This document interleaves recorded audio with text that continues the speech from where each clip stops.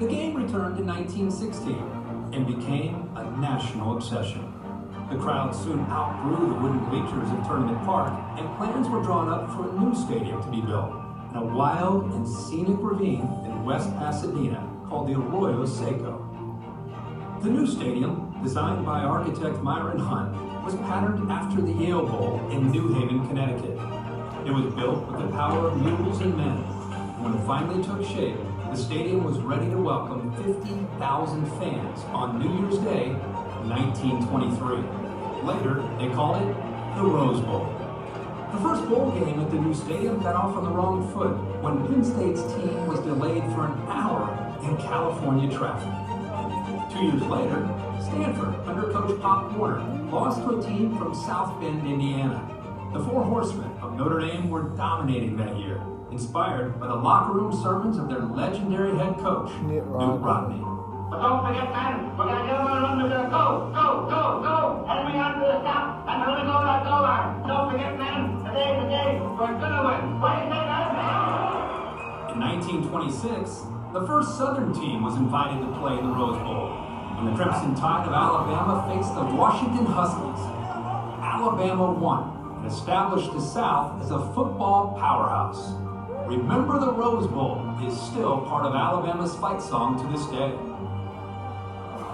There were many firsts in the Rose Bowl, like the wrong-way run of Cal's Roy Rugers, who nearly returned a fumble to his own end zone in 1929. The world came to Los Angeles for the 1932 Olympics, and the bowl played host to Olympic track cycling. It was the first of 2 Olympic Games in Pasadena. On December 1st, 1941, Oregon State celebrated their first Rose Bowl invitation. But all that was about to change. December 7th, 1941, a date which will live in infamy. The country was at war, and the game was nearly canceled when Duke University offered to host the game in Durham, North Carolina. It was the only time the Rose Bowl game was played away from Pasadena. In 1948, local station KTLA brought in television cameras to broadcast the game for the first local telecast. Television coverage was brand new, and stadium employees didn't know about the broadcast, so the TV crew had to buy their own tickets to the game.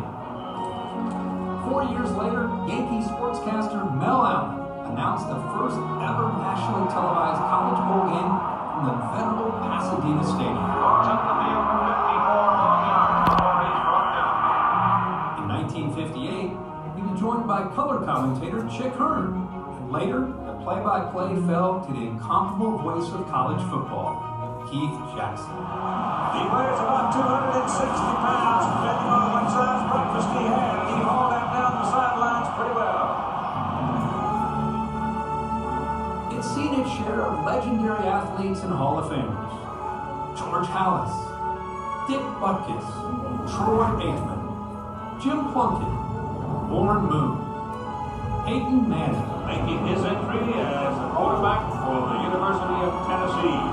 Get used to it. and so many more. It's become the home to epic events.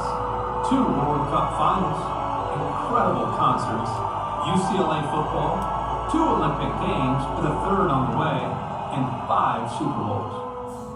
100 million fans have visited this national historic landmark in one of the most breathtaking settings in the world. Today, the stadium is more vibrant than ever. Its historic past serves as the inspiration for its bright future. Here, age can relive the memories of the past, and youth can dream of the promise of the future. Welcome everyone to the Tournament of Roses Parade, America's annual New Year's celebration, and Happy New Year! And the atmosphere is incredible. It's electric. This has the feel of a championship game. 2 of the hottest teams in the country. They've been watching Rose Bowls their whole life, and this is their chance. It's a place of passion, strength, tradition, honor. When you walk onto the field and hear nearly 100,000 people cheering so loud that you can hardly hear yourself think, that's when you know you're in America's stadium. That's when you know you're in the Rose Bowl.